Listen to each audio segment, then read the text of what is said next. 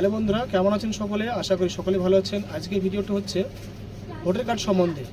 আপনি কিভাবে আপনার ভোটার সার্টিফিকেটটি অনলাইনের মাধ্যমে ডাউনলোড করবেন সেটি এই ভিডিওর মাধ্যমে দেখানো হবে।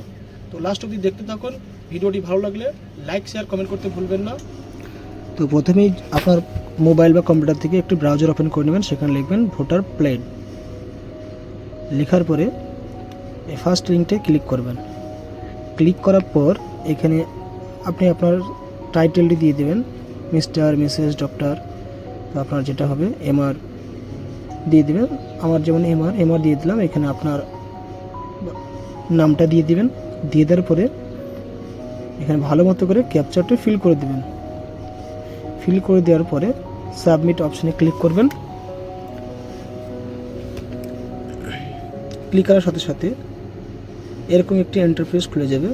প্রথমে আপনার ল্যাঙ্গুয়েজ চুজ করে নেবেন।